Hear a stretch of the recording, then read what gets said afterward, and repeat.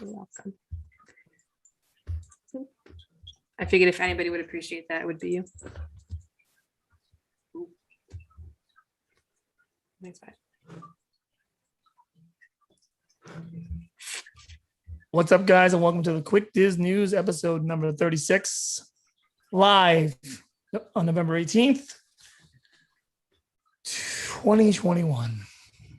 I'm your host, Tim LeBeau, alongside Mr. Sarah Castano. Hey, howdy, hey. And Mr. John Castano. Hi.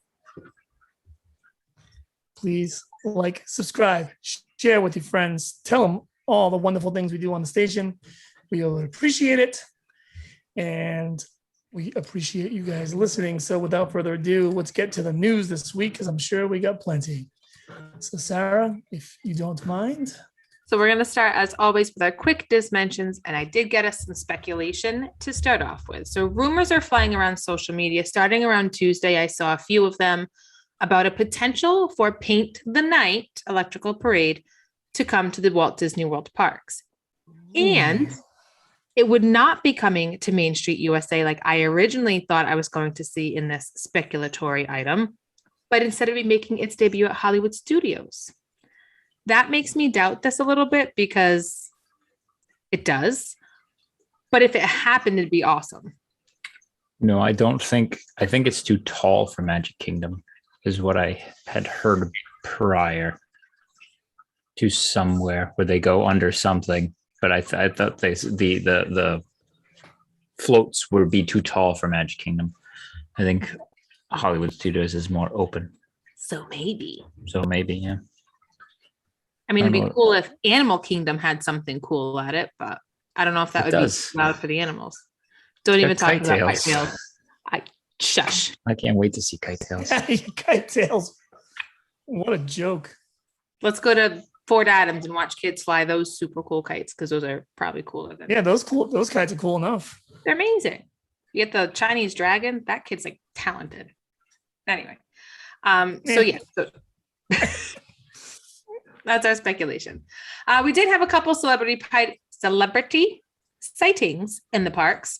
Jimmy Allen was on Magic Kingdom on 11/11. Brett Eldridge, Kristen Chenoweth, and Julianne Hough were seen in the parks filming for the Christmas special, which I'm surprised, but not that it's so early that they filmed that, but I get it. Guests visiting the parks on Disney Plus Day received a blue baseball style cap with a large button print to celebrate the occasion, along with the park opening 1 whole hour early.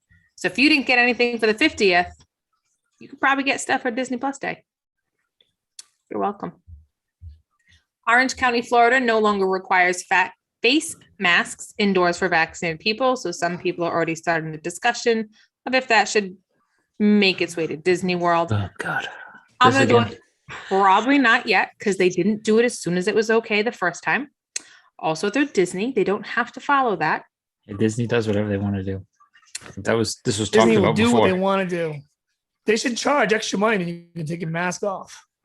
Can you not give Mr. Chapek any more ideas? If you spend $5 extra, you can take per ride. You can take your mask off.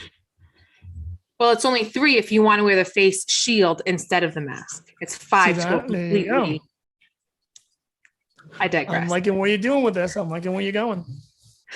So Disney is once again also looking for more cast members ready to join their team, this time as part of the Monsters, Inc. laugh floor roles. I'm guessing you're the person who holds the microphone when they pull the audience, or the camera operator to find that guy as part of the show. Disney officials shared on Friday that flooding occurred during the refilling plot. I can't talk today. I'm going to try that one again. Disney officials shared on Friday that flooding occurred. Now I feel like I sound like Cardi B. Occurred. Coronavirus. It happened. Okay, happened. Flooding happened during the refilling process of Disneyland's It's a Small World on November 10th. The flooding affected machinery used to operate the attraction and was closed to the public. I know you guys would have been super duper sad about this. No word on how long it took to get the ride back up and running again. I don't have the app for Disneyland on my phone, but because I haven't seen any additional articles saying, OMG, it's still not open, I'm guessing it opened. and the peasants rejoiced. Well, that's good because Chase is going to be going to Disneyland. Also, I'm not calling Disneyland guests peasants. If you are a fan of Home Improvement, there's a particular episode. We can chat about that later. This is very offensive. Sarah's getting canceled as we speak. Anyway, go ahead. According to the Walt Disney World website, Magic Kingdom will be closing at 4:30 on January 25th for guests as part of the Cast Member Service Awards, which recognizes career milestones for cast members and a private event within the park. As a result of this early closure, Enchantment will not be shown that night as well. So if you're only going January 25th for one evening at the park, I really hope you've got the hopper or you don't go there because you won't see a show. The hopper. I'm going to talk about our boys, Jeff and Josh, and a little bit of Bob, but we'll get to him when we get to him. So Jeff Valley, our boy Jeff, took to social media on Friday to give thanks and say how impressed he is with Holiday Services cast members getting park decorations out, switched, and put away in their appropriate storage as this holiday switch from Halloween to Christmas. Their work for Give the Kids the World Night and the Night of a Million Lights holiday lighting events. Formerly it was the Osborne Family Lights Show. I think that was the official name of it. But it's kind of moved to Give Kids the World Village, and you can walk through. There's a few donations are accepted, stuff like that. And then again, to celebrate the official grand opening of the Walt Disney World Swan Reserve, complete with appearances by Mickey and Minnie at the ribbon cutting ceremony on Saturday. And believe it or not, he took to social media again on Monday, saying what a pleasure it was to visit with some of the Disney Parks global ambassadors as they all met for training. So our boy Jeff is showing up, thanking people, and appreciating them. Shocking. Also, our boy Josh. Yeah. Our boy Josh took some time. I don't know if he was like on his time, if it was like a vacation. I don't know. I think he was running or something. I think this guest, so you saw the same picture I did. He was definitely like exercising or something. He had a pair of like Nike athletic shorts and like a performance athletic t-shirt on. It's probably the only time I've ever seen him not in like a button down and dress slacks. But took time with guests at Grand Floridian, just kind of chatting, probably was running. And then he was back in his recognizable button down and pants in Hollywood Studios, talking with cast members, and took time to just kind of stroll through guests who are waiting in line at attractions. I saw 2 pictures from Mickey and Minnie's Runaway Railway, and I saw one for maybe Star Tours. I think it was kind of around the other end, but just kind of chatting with people in line. I don't know what the conversations were. It was pictures posted by people who he did not directly speak to. So it's, oh, how cool he's in talking to guests, and put his, hi Gunner. So it's cool. Our boys Jeff and Josh doing what they need to do, hanging out with us. Unrelated. Disneyland announced on Monday that Imagineers are working on a, quote, ambitious reimagining or transformation of the Toontown area within the Disneyland park. It will be completed and revealed in 2023, tentatively. Disney states the area will feature all new experiences designed for families and young children to have more opportunities to play together. You can find more information about this, more detail specific to this on the Disney Parks blog. However, it didn't say Toontown was going away.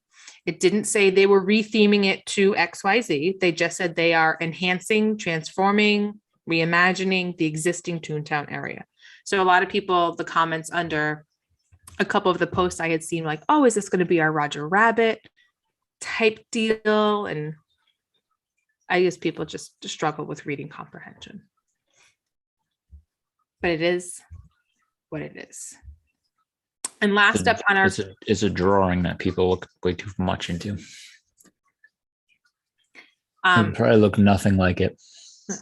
Well, it's a reimagining and transformation. So I imagine they're going to keep it called Toontown, but it's going to look very different. Yeah, whatever. And last up, we'll see. Quick Diz mentions, and I know this is shocking. Third quarter tourism numbers show the amount of guests currently attending the parks are beating pre-pandemic levels.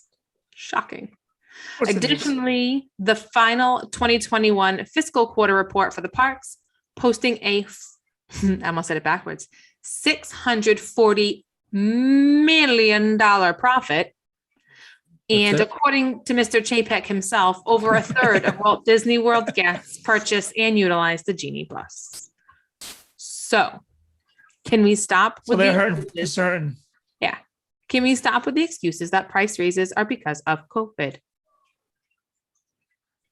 I feel so bad for him, honestly. About profit. It's all about. $640 million. Everyone is feeling this. Everyone.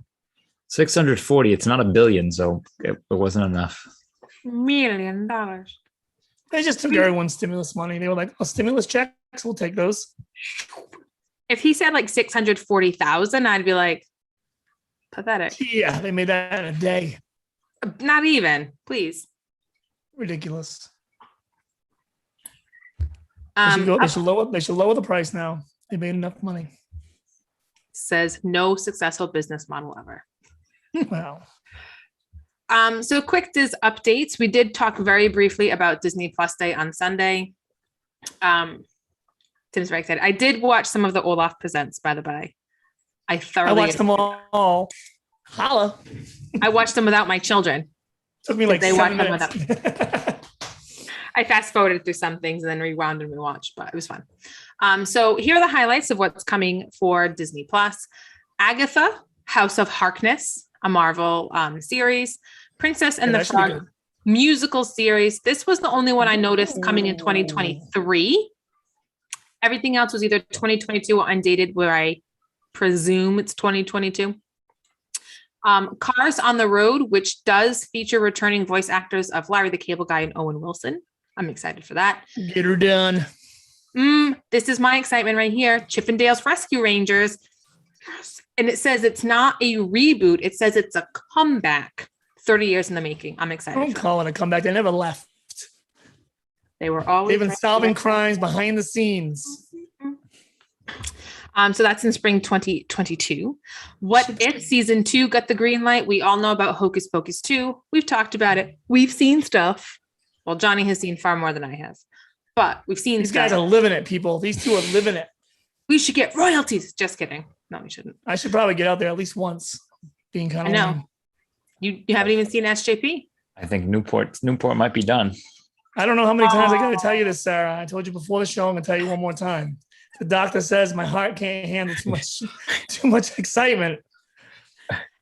We all imagine we're all laughing, then I go and I'm like, oh god, someone like I grab Johnny around the shoulder, like hold me up. And then there's me shushing you because I'm recording on my phone.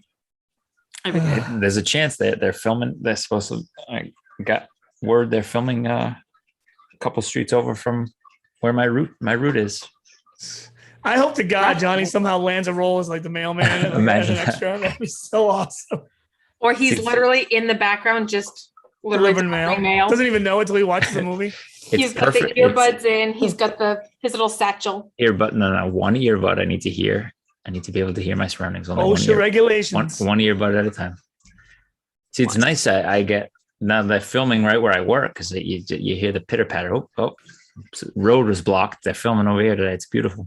Pitter patter, the pitter patter. I know when stuff's being built. Additionally, I wonder if SJP is going to sing a little ditty in this one because she sang a little song in the first one. Yes, she did.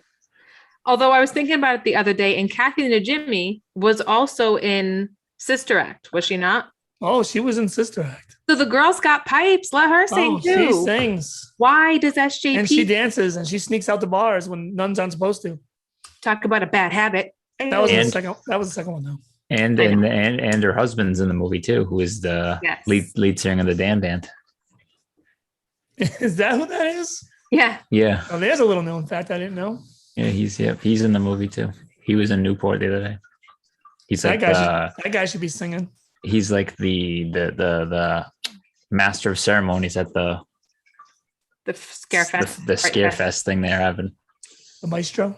Yeah. Fun fact, I get to hang next to a girl who made who makes their Starbucks orders every day. She goes, yeah, they mobile order like 45 on the go drinks every morning at 5 a.m. Oh, I believe that. So we went, Tuesday we went to Newport.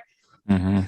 And so Tuesday morning, she made SJP's beverage personally. She was in the building.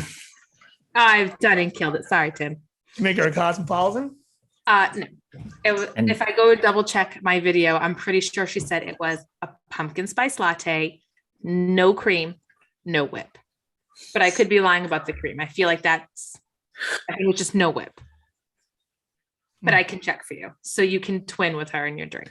Either way, December 9th, SATC reboot. Anyway, let's go. All right. So besides Hocus Pocus 2 and all those other ones, we're also getting Zootopia Plus, Disenchanted, I Am Groot animated series. All part of this one. I Am Groot. Imagine that one. Like, what's the script on that? He does things and then just goes, I am Groot. The entire, like, what? Well, pretty Not very much. creative. Well, So- it worked in the movies. But there were other I don't know. We'll see. He can say it. He changes the tone. I am Groot. I don't know. Never seen. Anyway. Moving on. Here we go. Disney Junior Characters Meet and Greet had their soft openings yesterday at Hollywood Studios, part of the parks bringing those characters back in. Also in Hollywood Studios, and this was a great deal of anticlimactic for me, the scrims have been removed from in front of Rock and Roller Coaster. We've been talking about the licensing stuff with Aerosmith and now being owned by Universal and all that.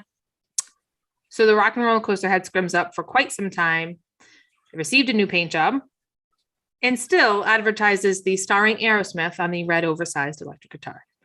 At this point, the photos that I've seen from about 2 or 3 days ago in the park, landscaping needs to be replanted in that base, and some like touch-ups of fresh paint are all that's left to refresh the attraction's entrance.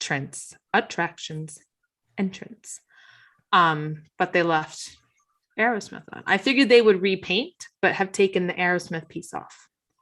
That whole thing's a mystery to me over there. I don't get it. All signs point towards it just being out the window, which I'm sure still is going to be, but they have not done anything significant yet to make it like actual really apparent, Mhm. Weird. Well, whatever. Also in the land of things we don't really understand, Dinoland USA, the entrance to Primeval World, fully demolished at this point. The site is nearly completely clear. Photos on social media show the site down to dirt, leveled, packed dirt. Some portions of foundation are visible in certain areas. Construction equipment is there. I don't know if it's the demo or cleanup or future construction, but there are vehicles on hand. Random pieces of lumber remaining where the coaster once stood. Pictures from a couple days ago showed like a couple of supporting pieces, and then pictures I saw more recently did not show those. So I'm sure it's all cleared out. Oh, breaking news. I just got some breaking news. Breaking news. If you want to ride Primeval World, look for your local mall's carnival next summer. It will be there. It will be on that traveling. Wait, no, I don't know if it's going to be good enough. I don't know if it's going to be quality enough. Why was that there? That was just terrible. We can go right That was to so bad. we can go right to Edaville Railroad. It's been repurposed as a ladybug roller coaster. So Yes. same thing. Which I will never go on again. Your purpose is what? There's Have you like been on that ladybug there's like a roller coaster? ladybug roller coaster at Edaville that does this. It spins. Except Oh, all the I cars went are on that. Yeah, I went on all the that cars are silly little connected. thing. I will never go on that again. Too much for me. Oof. Your Yeah, I went children on- love that I you went spend on time with that. them on that experience, though. I was. I went on that with Aria So in the middle of winter. Hey, they're finally reopening. So They're reopening for Nice. their Polar Express or evening night light something for Christmas. So not everything is open. Thomas Land won't be open if that's her jam. Sorry. It's where all the new rides are.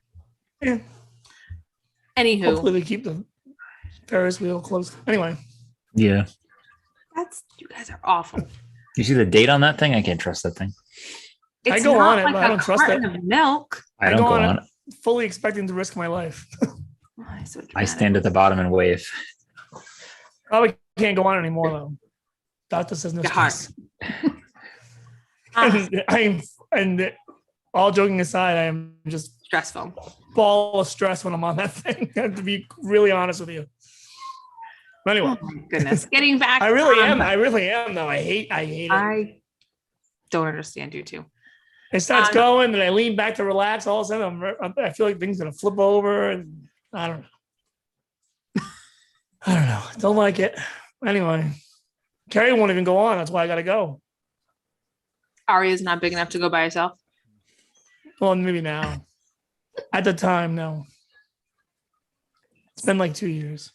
That's fine. So beginning in Anyway. January, Disney Cruise Line will require all guests ages 5 and up to be vaccinated. In a similar vein, all guests traveling with Adventures by Disney must be vaccinated as well beginning next year. So looks like if you want to be part of that, you got to get your vaccinations. The Tron Or light talk to cycle- Antonio Brown. Because he see that? He got caught with a fake one today. I didn't see that. Yeah, he did. I heard people at work talking about it. Dummy. Anyway. So the Tron light cycle, we've talked about Tron a bajillion times. I feel like this attraction will never be completed. Nope. The entrance walkway, finally, starting to take shape. Concrete pours have begun in the MK, making progress on the attraction, or at least finalizing where a stupid walkway is going to go. And additionally, a greeter structure has been installed at the entrance of Cosmic Rewind in Epcot, one of the first major pieces of the exterior of the attraction's theming. The actual attraction building is up, but we talked about like those ribs on the outer edge, the roofing, that kind of stuff. But this is kind of the exterior of the Hoodoo What. Yep. I know what you're talking about. Holiday Hoobie What. Oh, that's not Disney. Sorry. And then I told you we talked about our boy Bob. Well, he's not my boy. This guy, I already know what you're gonna say. The Fire Bob Chapek petition is, quote, extremely close to hitting a huge milestone. As of Tuesday, Good. today is Thursday. As of Tuesday, it had accumulated over 71,000 signatures. Apparently, at 75,000 signatures, the petition will officially reach top signed status. I don't know what that means as far as anything happening because of it, but it achieves this accolade. I don't know. And because of this petition that has over 71,000 signatures as of Tuesday, it probably has more by now. As a result, Chapek has backed out of his scheduled appearance at the upcoming Destination D23 Expo, quote, out of fear, fans would boo him. Well, yeah, I think. Can't imagine Well, why. yeah. I was thinking two reasons. Like yes, I think he doesn't want to be booed for personal reasons, obviously, because you don't want to be booed. But then, in another light, it's probably not good at your thing where you're announcing things that your CEO is booed. So it doesn't look good for people who don't know about like this stuff. So for like just people out there, like, why is their CEO being booed? And then they go look into it. So but then on the other hand, it's not a good look that the CEO of your company is not at your thing where you announce everything. Mm-hmm. Well, not everything, but you announce more things, changes. So, I mean, When he's already not a face in the parks, and yeah. it's just not good I either way, but I think him being booed is probably worse. I wonder if I don't think like a petition per se would be enough to get someone fired if he's making the investors money. But I do wonder how long it will go before Disney will say, despite what he's doing, anybody, because kind of anyone can make the money, like where they're sitting right now. So we really need it's kind of important for that company to have a likable CEO. It's just kind of always been their thing. Like Walt came on TV, everyone loved it. Even Michael Eisner kind of had when I was a kid, I remember seeing him on TV and just associating with Disney and liking it, and everyone liked Iger. I feel like Iger. Go ahead. I was gonna say, I feel like, and I understand why, but you don't see commercials for Disney. When I was a kid, you could always see those commercials of, what are you going to do next? I'm going to Disney World. Or like the little kid running down Main Street. And there's someone on a podcast we listened to, I believe he said his daughter got to do like a photo shoot, like a promotional piece where she got to like walk down Main Street holding Mickey's hand. I found a girl on TikTok who she was the little girl from like the videos at the beginning of every Disney VHS that you purchased like late 90s. She was the little girl in those videos. Like, but you don't see commercials. You do on YouTube. There are some, but like on TV, it's not as much. Like, yeah, you don't need to attract people via that, but I feel like that's a much better way to get people to come to the park. As of right now, they know what they're doing. 75,500 have signed it. That's what it's at. So now we've got this top sign status. But now it says and then it says at 150,000 signatures, this petition becomes one of the top signed on change.org. But I don't know where you go to. I don't know where there's like, a thing to say like what does it mean getting this many?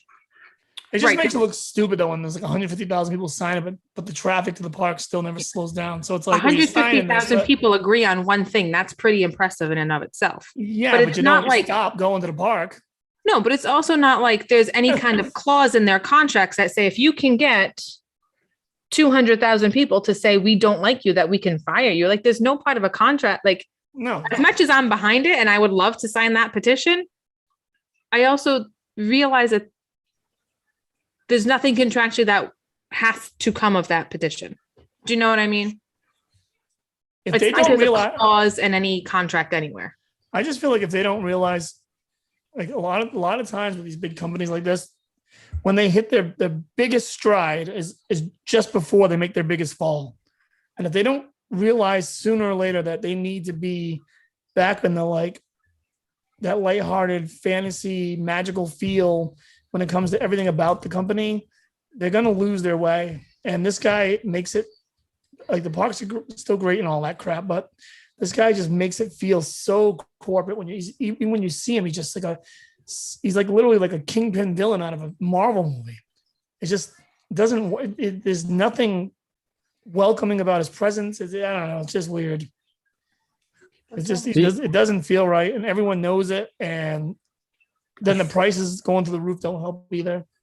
See, and then I've seen other people. I mean, I understand people complain, we don't like Bob, but then I in like other in things, I see people commenting on it like, well, why are we blaming him for everything? We should be blaming Josh D'Amaro because Josh D'Amaro is the head of he's the head of the parks. So we're complaining the parks are changing, but why aren't we blaming Josh? But then I said in my head, like, okay, so when Chapek was head of the parks, he wanted to do all of this stuff that he's doing now, but he couldn't do them until he became CEO.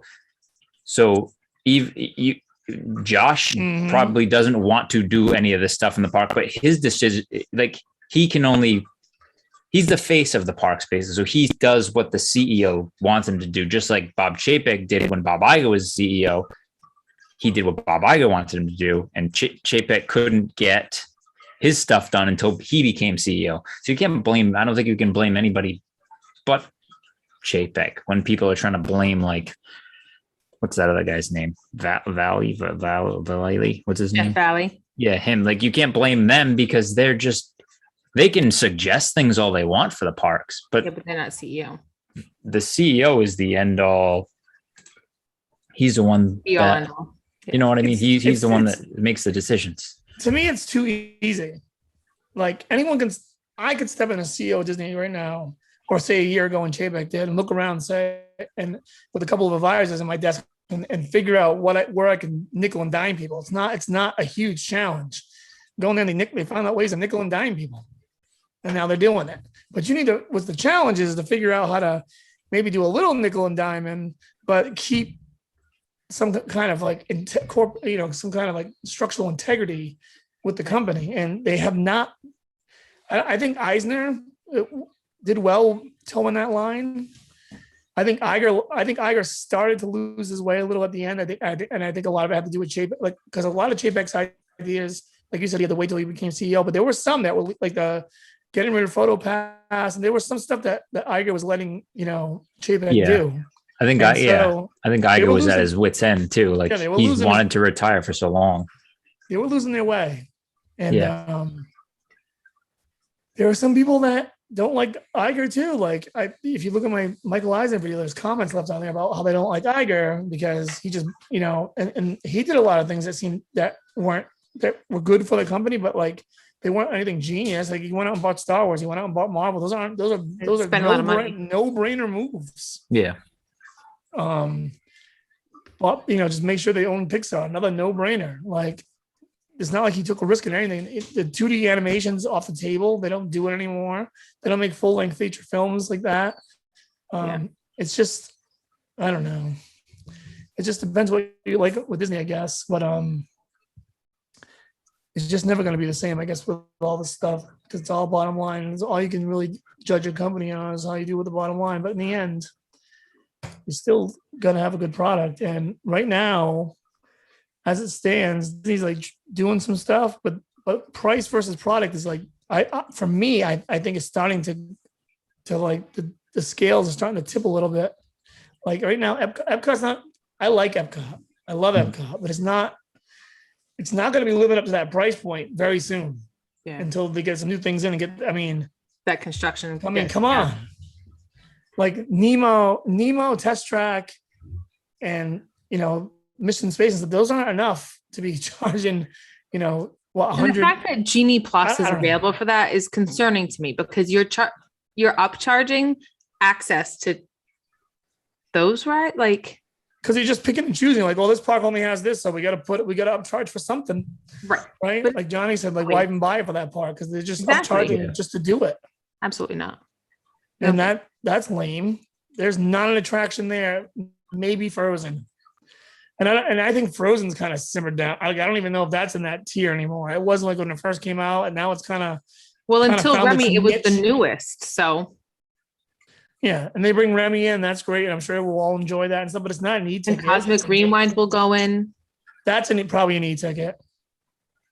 Finally, Space Earth is refurbing. They don't really have an e-ticket right now. No. You could say relative to what's available at the park as an e-ticket, but they don't really. If you put all the rides, all the parks together in one park, there wouldn't be one e-ticket that came from Epcot. So that's a good example of how lame-o that system is, because you're just going to make each park have something even though they don't. Like at least every other park has an e-ticket. Epcot doesn't. It just has a high demand. It's not an e-ticket. Yeah, only because something has to have one. But that's because it's Frozen. No, I know, but I'm just saying something in that park has to have a high demand. Like if you put 6 crappy, I'm not saying they're all crappy rides, but if you open the park and put 10 crappy rides, and something's going to be more popular than something else. Like you're there for the day, you got to pick something. But right, but I mean, the thing that I was going to say is it's the same track, the same vehicle experience as Maelstrom. They just put a different story to that track. To me, so the fact that it was Frozen made it new and desirable, not the ride and experience itself. Yes, to me, Frozen is very just okay to me. Is it to me? It's like a D ticket. Like if it was in Magic Kingdom, it would be in the vein of Peter Pan and all those. It would just be a Little Mermaid. It would just be kind of floating in that category for me as far as things to do. Yeah, it's a summary. I don't know. I guess some won't agree with me, but that's where I'm at with it. And so yeah, they're gonna need Cosmic Rewind back. And the only ride in Epcot that even feels like it could have ever been an e-ticket is Swan. Yeah. Mm-hmm. Yeah. And that's kind of essentially the predecessor for what we have at Flight of Passage in Animal Kingdom. And that's the thing. I think Soarin's still an e-ticket in my mind if Flight of Passage didn't exist. But just for the sheer fact that I know that technology exists now, it takes Soarin down a peg. Not a bad way, but just does. It's just an older technology. That's all. Next, I just know. Yeah, I just know that what could be done. But it's still cool. Mm-hmm. But yeah, not to get off track, but that's what's terrible about that system, All right, friends, buckle up because we have our headline, and our headline is a speculatory one at that. So Here we have it. Is Disney hinting at an expansion of Galaxy's Edge already? Mhm. Oh, wait. I'll give Tim a half a second. He's talking to the girls.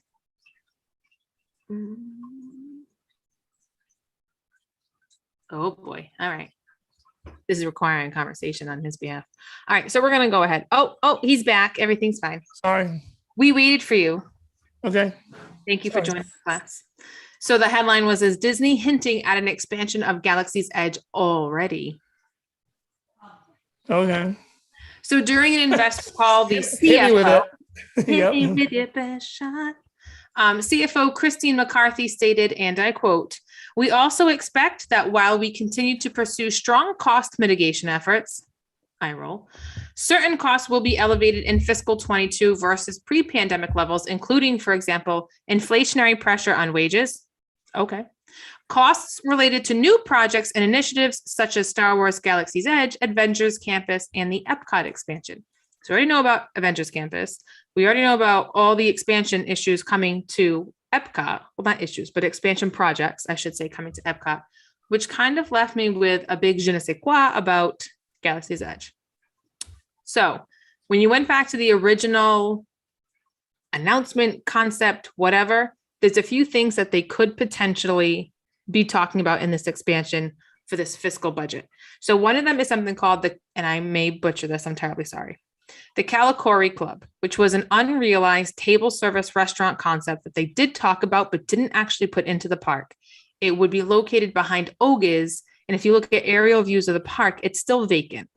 So that's a potential. It had a name, it had a theme, it had a spot, and all of those things are still available. We didn't put a restaurant with this concept anywhere else in Galaxy's Edge. So that's a strong possibility. There was an unnamed attraction that was announced but never built, which included a slow moving ride of a quadruped named Ely or Ellie.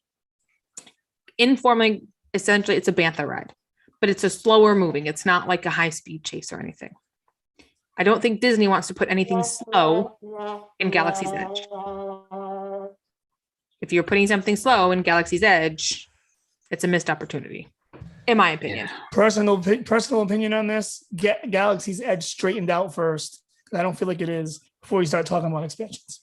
I feel like the Bantha ride would fit the theming, but not the excitement level of what Disney's trying to build with getting people to continually attend Galaxy's Edge. If they ever did an expansion, we've talked about how like right on the outskirts is Pizza Rizzo and Muppets 3D. If they kind of had that as like at the very entrance exit as like a transition, maybe, but I wouldn't put that like right in the heart of Galaxy's Edge. Just my opinion. There were two other rides. One was a bounty hunter ride, another early concept that involved a bounty hunter chase, where guests could act as a bounty hunter and be chased down by authorities. Maybe, but I have a pretty good guess as to the outcome of that ride. I think you're going to get away and you'll outsmart the authorities. Unless it's on a randomizer. Like, are you sitting on a speed bike like we are for Tron? What are we talking? And the last one is a speeder bike race. Guests would ride on the back of a speeder bike and have a chase scene with the stormtroopers, not stormtroopers. They would engage them.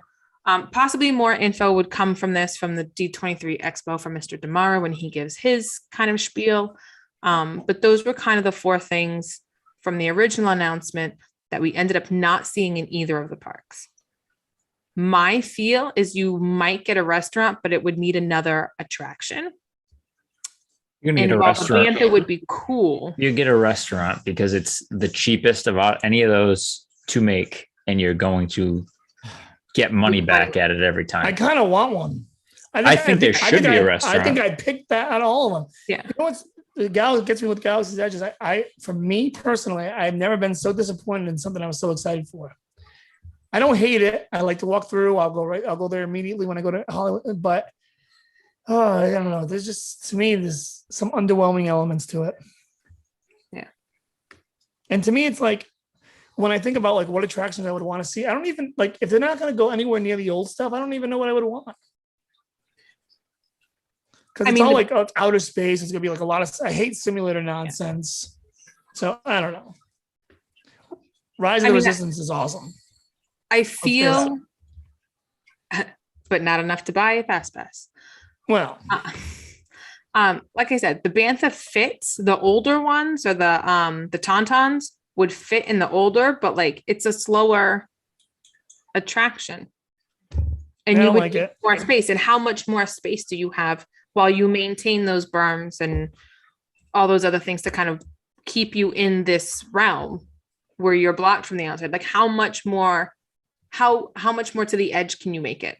What else? What do we give up in Hollywood studios to make this happen? They needed book report rides. That's what they needed. They needed like if you're gonna make a simulator ride, make a badass simulator ride where you're in one of the X-wing fighters attacking the Death Star, you know, things like that. Or instead of Rise of Resistance, which I still love, don't get me wrong, but instead of that, it's a book report ride. You're going through to get layout of the Death Star, things like that. People would have liked it way better. I don't care what anyone says. They would have liked it way better. We need kind of that old-timey Hollywood feel to make you feel like you're really on the set. Like we can have those lands, those immersive lands. Absolutely, those are great. But if we're looking to revamp and kind of bring back that magic, why can't we do that with some of these dead areas and kind of give you that feeling again that you're on a Hollywood set, that you're they don't care about it. Well, they want to tell you what you should like. That's what they're doing with Star Wars. They built Star Wars. We all know they know we like Star Wars. They're going to tell you what Star Wars to like. You're going to like the ones we just made, and that's the end of it. We're not going to see Vader and all those characters, even though those are the characters that we had in the park originally that made us say to ourselves, "Oh, people really like Star Wars." I don't hate the new ones, but they're not that exciting. I don't think the new generation thinks it's that exciting. As a matter of fact, my little cousin who's 12 years old has watched the old ones and the new ones, and she likes the old ones better. And I don't think she's in the minority. The story's just not there, and I'm not gonna get into it. But as we said before on the show, Atlanteans, Ryan Johnson just destroyed that. What could have been a really good trilogy and just made it such a blah one. So I don't know. They're stuck now, and like, what are they gonna do? Continue to do things based on the universe they created? I guess they do a Mandalorian would probably be the best direction to go in, because like everyone loves that. Plus, it would promote Disney Plus. Yeah. But that's the thing. I guess, well, I should say this just to be fair. The shows so far have been good. I think where they're going with the shows are probably going to work out. I don't know. But the shows have Luke Skywalker cameos and are in a timeline that everyone likes, and everyone wants to see more about. So when we get the Boba Fett show and all that stuff, you know, people are going to be into it. So we'll see. Yeah. I think it's cool and it's immersive, but I think there is room. The restaurant would be good because right now you just have quick serve. No one's going on that stupid Star Cruiser. I can't wait to see how that pans out. And I think it's cool. The Millennium Falcon in the middle of the park's amazing. Don't get me wrong. Absolutely. I think it's a lost. I think the ride could have been better though. Yeah. It's just okay to me. There's other things you could do with having a giant Millennium Falcon as your centerpiece of this land. I don't know. Maybe I'm wrong. I don't design these rides. I don't know. But I just feel like the ride could have been a little more intense. It's just it's not that far out, other than the ridiculous theming on the way in and the cockpit and everything. It's not that far removed from the pod game I play in Dave and Buster's. I was just going to say, it's a video game ride. Mm. It's a much more immersive Toy Story Mania. Yeah. Yeah. Something like that. Whatever. If it had 10 different versions, if it had 10 different versions, it'd be a way better ride too. Maybe which that would be very better. simple. You could do, 10 different missions, but they randomize Star Tours. Why can't they randomize that? I think maybe they eventually will, but I would like the cockpit to move a little more with your actions. Like when you're on Star Tours, they provide a little bit of a very mild, but a decent rush when you go down hyperspace.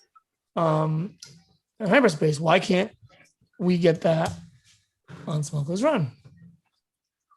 Or even if we could go inside the Millennium Falcon. I'm not saying that they actually make it look like that, but even if the queue went inside what is the, I don't know, or put like, make that your Cinderella's royal table. Make that your high-end dining experience. As you eat on board. I mean, that could be cool. Well, that could have been your Space 220, but actually in Galaxy's Edge. I don't know what they're going to do. They can't do it now, but yeah. You know what I mean? Like that. That's a missed opportunity. That could have been a very exclusive, very pricey, higher end. That could have been your Space 220. Yep. Yeah. Oh well. Let's end this here because everyone's just getting. We're just dogging on cranky. Galaxy's Edge. So it's true. I'm sorry. It's good, but am I the only one? Does anybody here think did it completely meet your expectations? Like I still think Universal did Harry Potter better.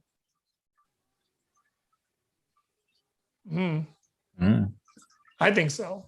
Johnny, I think you should read all of the books and then watch all of the movies, and then we should go back to Universal, and then you can like really get the feel for how immersive.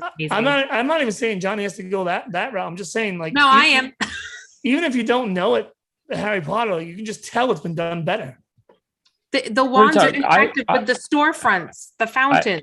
I went on the whatever ones we went on when it just opened. I mean, I'd go on the rides. I don't understand them. I'd go on. I have no problem going on the Harry Potter rides. I'm not watching the movies, but. No, but I'm talking about like the shops, the theming of all of that. Yes, yeah, I understand. Interactive with store like, window fronts. Like that's an element that you have the Force. Like if you have a certain magic band, if you have a Star Wars themed magic band, if you have an exclusive whatever, make things interactive with it. There's so much technology in that device that it's just potential. Yeah, they're doing all that, but you have to pay thousands and thousands of dollars to not even spend 2 days in this magical hotel that they're building. That's all there, but you got to pay. Disney's not just going to give that to you. Lame again. You got to pay for that. Well, those new magic bands that are coming out that have like the light displays on them that look kind of like an Apple Watch face. We also don't know how much those cost yet either, too. We do not. I'm thinking possibly we'll get a price point at the expo. However, if you really want to push the sale. I mean, we've been talking about, look, all these different things you could do with cues and all of that to push the sale of magic bands, that these simple little things that guests would enjoy, or at least I would be entertained by, and that doesn't say very much, but like make that something for the more expensive magic band, that new one that's coming out, even if it is pricier than the regular ones. If you make anything limited edition, people will gobble it up for the simple fact it says limited edition on it. The fact that we have to resort to worrying about merchandise sales shows how bad the land is. They should have put a book report ride to the original trilogy where you just went from one scene to the other, watching Vader and Luke fight and all that stuff. There'd be a 400-minute wait every day for that. People would go nuts for it. This Rise of Resistance is sick, but it's not. But we also complain about getting book reports. If we had a ride or an experience based on the originals, great. But we spend too much time complaining about summaries of movies. The Frozen ride, it's a recap. Peter Pan is a recap. Mermaid, recap. The reason that we were okay with Winnie the Pooh is because it's multiple adventures. It wasn't. Yes, but you're also in those rides. You're riding by those scenes. If you do the Star Wars, you're physically in the scene, so it's a little different if you do it that way. You're in an X-wing as opposed to you're being in a boat riding by a recap of a ride. And Star Wars is a different recap because it's just a different kind of following. Yeah. So I don't know. Either way, it's not happening. So I guess I'm just wasting my breath. But anyway, Frozen, blah, $9 per person to ride plus tax is just about the lamest thing I've ever heard in my life. I can't think of a worse way to spend money. And last bit of news I want to share tonight is that I have secured the Home Alone Lego set. Okay. And, rubbing that salt right in his wound, Tim. I've been thinking, I don't know. I'm leaning towards no, but I've debated on whether or not I'm going to film the construction and do a time-lapse video. Welcome. Carrie says you're welcome. I love her so much. Carrie's Hi, just Carrie. Carrie's just a regular Maui. She's All right. addicted to that too. She's got the hair and the bod. I'm getting out of here because I'm going to watch the second half of the Patriots. Go Patriots. All right. We will see you guys next week. Thank you all for joining us. Somebody do something about Bob Chapek. Let's get another 1,000 signatures. We will see you Sunday for our last podcast before the holidays. Monday. Monday. Is it Monday? I thought we Yeah. were doing one Sunday and then another Monday. Oh, okay. Whatever. Something like that. We'll see you guys soon. We'll figure it out. Okay.